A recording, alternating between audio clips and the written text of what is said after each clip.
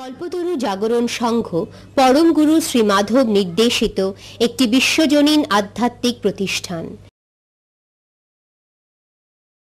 এই সংঘের প্রতিষ্ঠাতা হলেন শ্রী মাধব শিষ্য নীলাঞ্জন।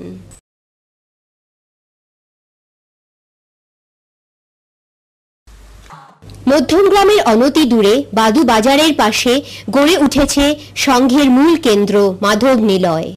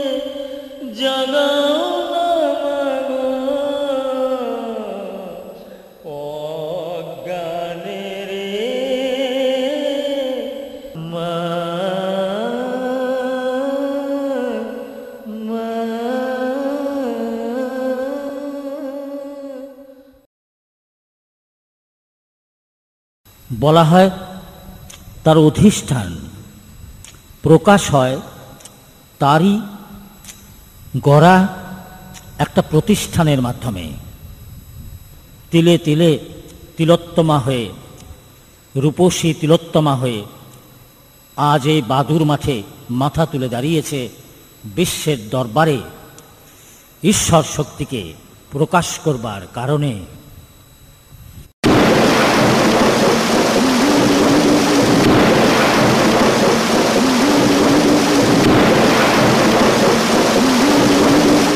বাদুতে আমাদের এই মাধব নিলয়ের প্রতিষ্ঠা এবং উদ্বোধন।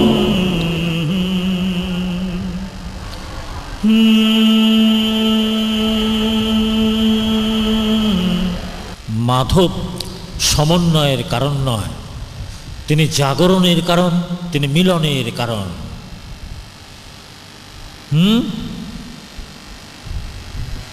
রামকৃষ্ণ বলেছেন যত মত তত পথ, মাধব বলছেন যত্র সৎ তত্র একই পথ। যে কোনো ধর্মের হোক না কেন, যে কোনো দেশের হোক না কেন, যে কোনো জাতির হোক না কেন, যে কোনো ভাষার হোক না কেন, যে কোনো বর্ণের হোক না কেন, সত্যের কাছে সবাই সমান, সত্যকে সবাই একই রকম দেয় মান।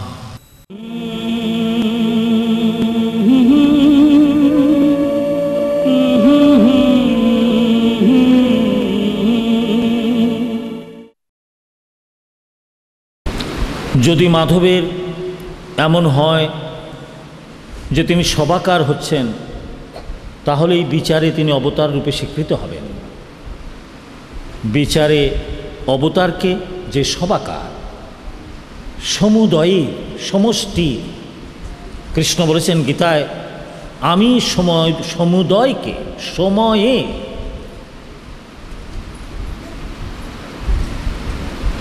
আমার আশ্রয়ে নিয়ে আসতে পারি, আর কেউ পারবে না।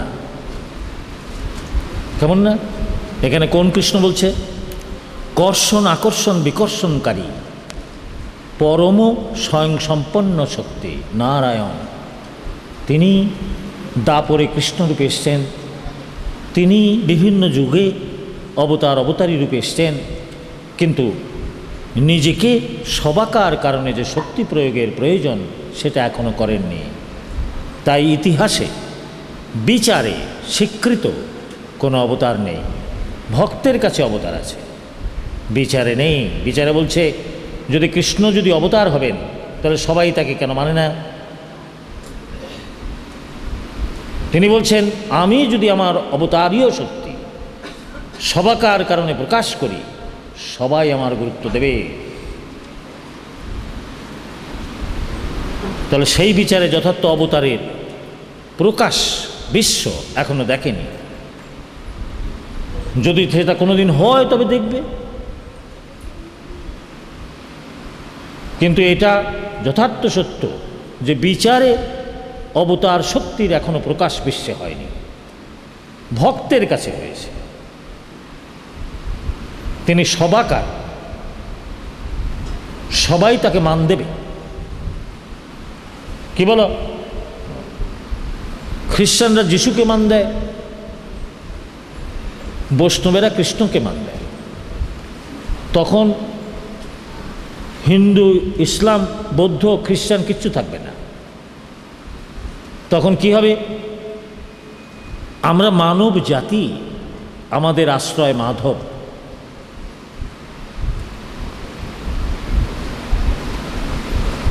তখন বলতে পারবা যে হ্যাঁ, অবতারের প্রকাশ হয়েছে।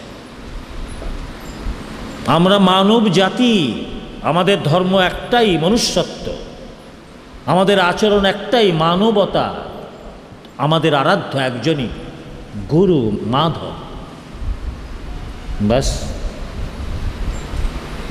তবে বুঝতে পারবো যে সে অবতার হিসাবে তার প্রকাশ হয়েছে। তা নাহলে আজ পর্যন্ত বিচারে কেউ অবতার রূপে স্বীকৃতি পাবে না। রাম বলো, কৃষ্ণ বলো, রামকৃষ্ণ বলো, মোহাম্মদ বলো, বুদ্ধ বলো,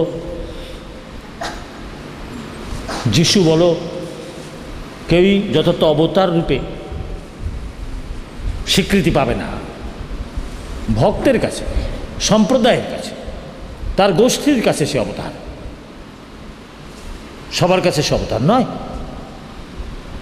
যেমন খ্রিস্ট ধর্ম, ইসলাম ধর্ম, হিন্দু ধর্ম, ঠাকুর তো রামকৃষ্ণ সুন্দর করে বুঝিয়ে গেলেন, দেখ এগুলো ধর্ম না, এগুলো মত, পথ। ধর্ম একটাই, লক্ষ্য একটাই, পথ ভিন্ন ভিন্ন।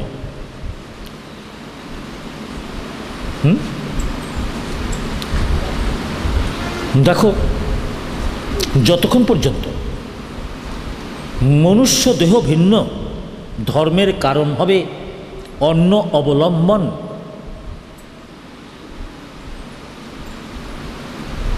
ততক্ষণ পর্যন্ত মত পথ ভিন্ন হবেই।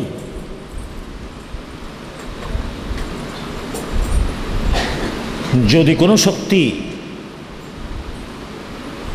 প্রতিষ্ঠা করতে পারে যে মানুষের দেহই সর্বশ্রেষ্ঠ মন্দির, মানুষের মনুষ্যত্বই একমাত্র ধর্ম মানুষের, এবং মানবতাই হল তার আচরণ এবং প্রেমে আনন্দে তার পূর্ণতা। এই দেহভিত্তিক যে ধর্মকর্ম, এইটা যদি বিশ্বের কাছে স্বীকৃতি পায়, তাহলে একটাই ধর্ম থাকবে, মানুষের ধর্ম, মনুষ্যত্ব। ইসলাম ধর্ম থাকবে না, হিন্দু ধর্ম থাকবে না, বৌদ্ধ ধর্ম থাকবে না, কোনো ধর্মই থাকবে না।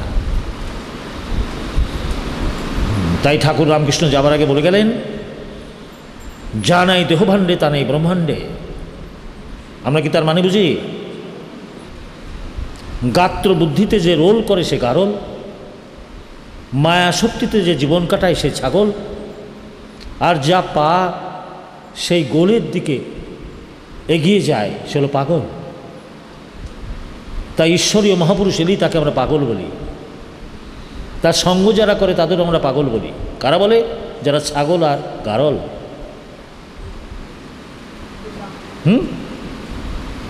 আচ্ছা, যারা গারল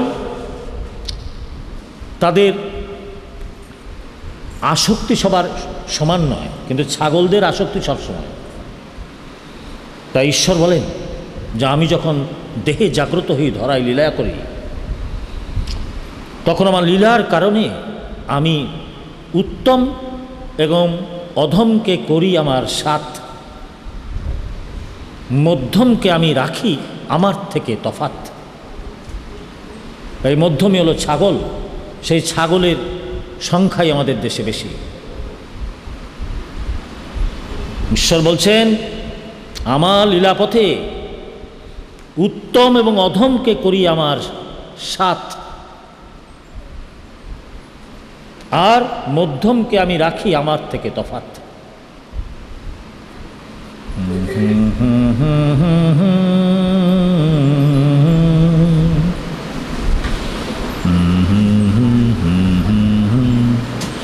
দেখো না, শ্রীকৃষ্ণ পাণ্ডব ওরা উত্তম ছিল। পাণ্ডু মানেই হলো জ্ঞান, নির্মল বুদ্ধি। সেই নির্মল বুদ্ধি যাদের মধ্যে খেলা করে তারাই পাণ্ডব। আবার কৌরব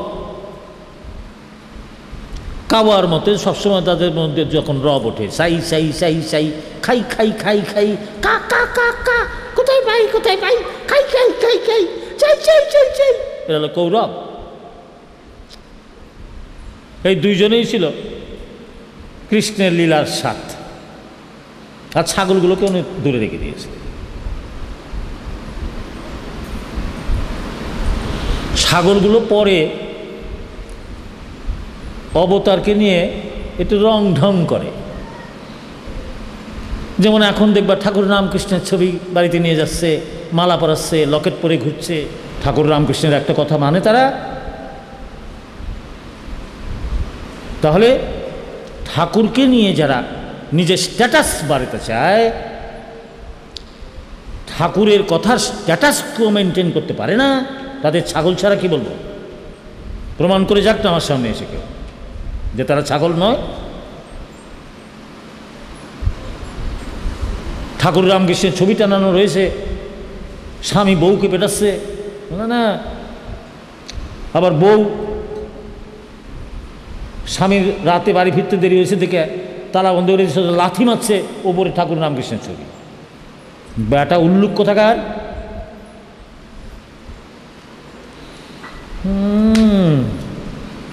তার একটা কথা শোন না, তারা তো সমাজ করতে হবে না, তারা মালা পরাইতে হবে না, তোর মালা নিয়ে তিনি সন্তুষ্ট হতে পারেন না।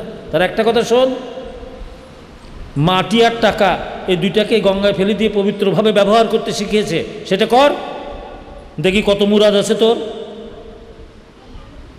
বা হাতে টাকা নিতে তো আমরা সবাই অভ্যস্ত, আবার নেশা ভাঙের পেছনে টাকা ওড়াতেও সবাই অভ্যস্ত, আবার এদিকে ঠাকুর রামকৃষ্ণের লকেট ঘরে দেওয়া।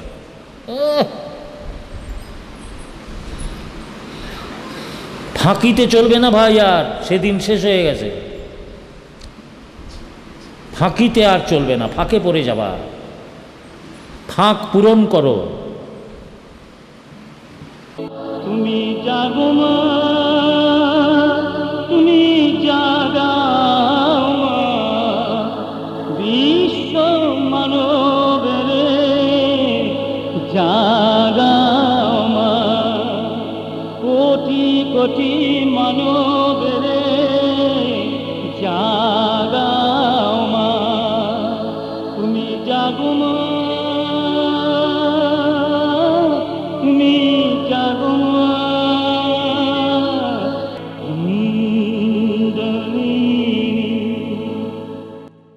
দেখো, মানুষের দেহেই তিনি জাগ্রত হন।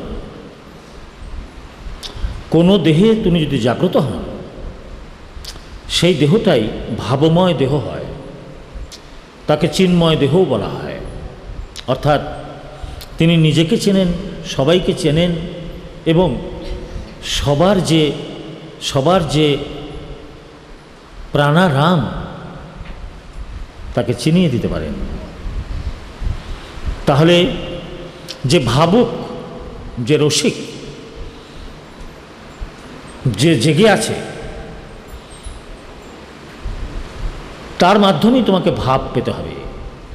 মূর্তির মধ্যে কোনো ভাব পাবে না, মন্দিরে কোনো ভাব পাবে না।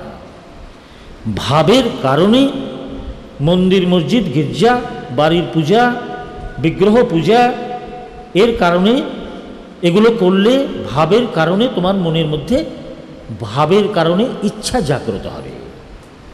কিন্তু সেই ইচ্ছা পূরণ হবে একমাত্র জাগ্রত চৈতন্যের কাছে যে। হ্যাঁ, মানুষের দেহে জাগ্রত চৈতন্য ছাড়া জীব কখনো ঈশ্বরের ভাব পেতে পারে না। তাই বলছে গুরু কৃপাহি কেবলম, গুরু অর্থাৎ মনুষ্য দেহে জাগ্রত চৈতন্য, তিনি গুরু। তার কৃপা ছাড়া তুমি তার ভাব পাবে না। যে ভাবটা পাও সেটা আলগা ভাব, আলগা ভাব। সে ভাবটা মাধ্যমে তুমি তার সঙ্গে যোগযুক্ত হতে পারবে না। এইবার এই যে মনের ভালো লাগা দুটো, একটা হলো ইন্দ্রিয়ের বিষয়কে ভালো লাগা, রূপকে ভালো লাগা, রসকে ভালো লাগা, সুরকে ভালো লাগা, স্পর্শকে ভালো লাগা, গন্ধকে ভালো লাগা। আরেকটা হলো ভগবত ভাবকে ভালো লাগা। তুল্যমূল্য যদি বিচার করো তাহলে মনের কাছে সেই যে ভগবত ভাব সেটাই মনের যথার্থ আস্বাদনের বিষয়। বিষয়টা, ইন্দ্রিয়ের বিষয়গুলো যথার্থ মনের আস্বাদনের বিষয় নয়। তাই মন কোনো বিষয়ের মধ্যে বেশিক্ষণ বসতে পারে না। তোমার মনকে কোনো রূপের মধ্যে বসালে কিছুক্ষণ পরে চঞ্চল হয়ে যাবে, ভাল লাগবে না। তা সে জানবে এটা তোমার আস্বাদনের বিষয় নয়, তখন আরেকটা রূপে যেয়ে পড়বে, বসবে, দেখবে এটাও তোমার আস্বাদনের বিষয় নয়, তখন আরেকটা রূপে যাবে। এইভাবে রস থেকে রসে, সুর থেকে সুরে, স্পর্শ থেকে স্পর্শ সুখে, রস থেকে বিভিন্ন রসে যেতে যেতে যেতে যেতে একদিন মন পরে বসে যে আর ভাল লাগে না, আর ভালো লাগে না। এই যে ভালো লাগে না, তখনই মন বলে তাহলে কি করলে ভালো লাগবে। তখনই ভাবের বিষয়ে মনের মধ্যে চিন্তা জাগে, সাধু সন্তের কাছে যেতে শুরু করে, মন্দির মসজিদ গির্জায় যেতে শুরু করে, এবং যাদের সেই নিষ্ঠা আছে, যাদের সেই ইচ্ছা আছে, তারা তার দেহোপযোগী দেহে যেখানে চৈতন্য জাগ্রত হয়ে আছে, বিভিন্ন যোগাযোগের মাধ্যমে সেখানে যে পৌঁছে যাবে। জগতের নিয়ম এমন সুন্দর, তিনি তোমাকে আকর্ষণ করে প্রথম দর্শনেই তোমাকে যা যাবার দিয়ে দেবে। ধীরে ধীরে ধীরে ধীরে তোমার মধ্যে পরিবর্তন হতে শুরু করবে। অর্থাৎ তোমার মধ্যে ঈশ্বরের ভাবের কারণে ব্যাকুলতা আসবে। মন ধীরে ধীরে ঈশ্বরের ভাবের বিষয়কে অন্বেষণ করবে, যেতে চাইবে, তার ভালো লাগবে। এইভাবে ধীরে ধীরে ধীরে ধীরে ভাবসঙ্গ থেকে ভাবে যাওয়া সম্ভব। ভাবসঙ্গ না হলে ভাবে যেতে পারবে না। আর ভাবসঙ্গের মাধ্যমে মন যতদিন পর্যন্ত না গুরুর গুরুত্ব ধরতে পারছে, ততক্ষণ পর্যন্ত তোমার মন সঙ্গ থেকে যথার্থ ভাবে যেতে পারবে না। সে কারণেই সঙ্গ করতে করতে করতে করতে করতে করতে তোমার মনের কারণে আলাদা একটা জগৎ সৃষ্টি হয়ে যাবে। একটা বহির্জগৎ, একটা অন্তর্জগৎ। বহির্জগতে ভোগাভোগ, অন্তর্জগতে সেই অন্তর্যামীকে নিয়ে নানান লীলা খেলা। তার সঙ্গে তুমি ভেতরে ভেতরে কথা বলছো, তাকে তোমার ভালো লেগেছে, তাকে বসাচ্ছ, তাকে সাজাচ্ছ। তিনি তো তোমার হাতে তাকে ছেড়ে দিয়েছেন। তুমি যেমন খুশি মনকে খুশি করো তাকে দিয়ে। ভাব জগতে স্থূলে তাকে পাবে না কোনোদিন, তাকে সূক্ষ্মেই পাবে। মা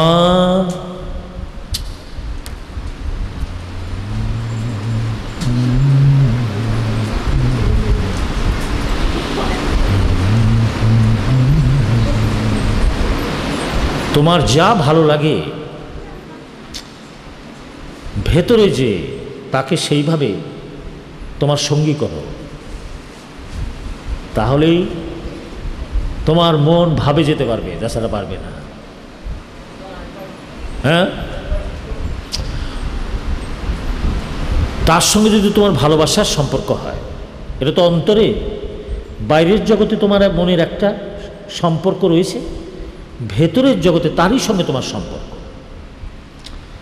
বাইরে তোমার মনের সম্পর্কের কারণে বহুজন রয়েছে, এক এক জনকে দিয়ে তুমি এক এক রকমের তোমার মনের ক্ষুধা নিবৃত্তি করছো, তোমার মনের তৃপ্তি আনয়ন করছো।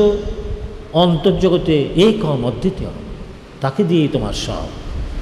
অন্তর্জগতে তাকে নিয়ে তুমি যদি তোমার অন্তর্ভাবেই তার সঙ্গে লীলা করতে পারো, তাহলে তোমার এই যে জড় ক্ষুধা, সেটা পরম ক্ষুধায় পরিবর্তিত হয়ে যাবে। তুমি প্রেমের মধ্যে পড়ে যাওয়া, জানতেও পারবে না, কাম থাকবে না সেখানে, স্থূল থাকবে না সেখানে। সেই যে মিলন, তার থেকে মধুরতম বিষয় বিশ্বে আর কিছু নাই। যেমন রাধা কৃষ্ণের মিলন, এখানে কোনো দেহ নয়। রা হলে তুমি, কৃষ্ণ হলেন তোমার গুরু বা তিনি। এই রা এবং কৃষ্ণ, এই দুয়ের যে মিলন, সেই মিলনের কারণে যে শৃঙ্গার, সেটা তোমাকে অন্তরে করতে হবে তাকে নিয়ে। তুমি আর তিনি আর কেউ নেই তোমার অন্তরে। বাইরে তোমার বাবা আছে, মা আছে, ভাই আছে, বোন আছে, বউ আছে, ছেলে আছে, মেয়ে আছে, তারা তোমার অন্তরের কেউ নয়, তোমার বহির্জগতের সাথী। হ্যাঁ, তাদের সঙ্গে তোমার এক রকমের অভিনয়, আর ভেতরের তার সঙ্গে তোমার এক রকমের ক্রিয়াকলাপ, লীলা। এই দুইয়ের মধ্যে দিয়ে ধীরে ধীরে এগিয়ে যাও। ভাব তোমার জন্য অপেক্ষা করে আছে, প্রেম তোমার জন্য অপেক্ষা করে আছে। আর দেরি করো না, আর দেরি করে কোনো লাভ নেই, তাড়াতাড়ি করো ভাই, দেরি করে কোনো লাভ নাই। জগতে ঈশ্বর বিরাজ করছেন সচ্চিদানন্দকে, সচ্চিৎ আনন্দ, স্বস্বরূপে সচ্চিৎ আনন্দ আজ পর্যন্ত বিশ্বাস। সৎ এবং চিতি আনন্দের প্রকাশ করতে পারে। তাই তো এখানে মাধব বলেন সৎ, নিরঞ্জন হল চিত, দুইয়ের সংযোগে আনন্দ। এই জন্য মাধব। জয় মাধব নীলাঞ্জন নামী গুরু ব্রহ্ম নাম।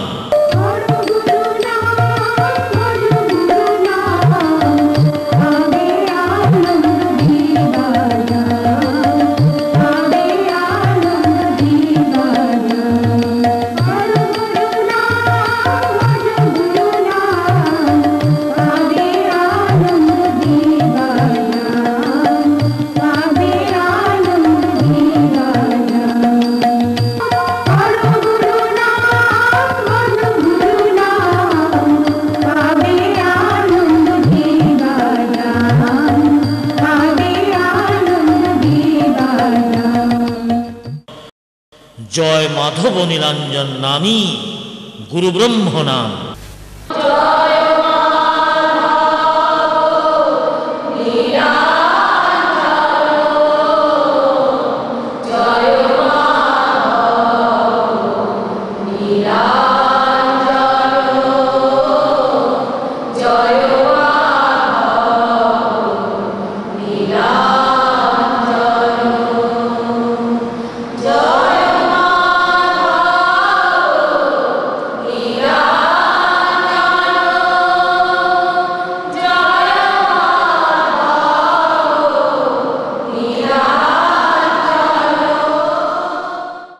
জয় মাধব নীলাঞ্জন নামী গুরু ব্রহ্ম নাম। এ নামই সকল মানুষকে জাগ্রত করবে, স্বধর্ম মনুষ্যত্বে প্রতিষ্ঠিত করবে, যার পরিণতিতে মানবিক বোধ তথা প্রেমের উন্মেষে দেশ কাল ধর্ম বর্ণ জাতি ভাষা নির্বিশেষে বিশ্ব ভ্রাতৃত্বের মধুর বন্ধনে আপামর মানব মানবীকে একই সূত্রে গেঁথে ফেলবে। আমরা প্রতিটি মানুষই স্রষ্টারূপ মালাকারের গাঁথা মালার ফুল।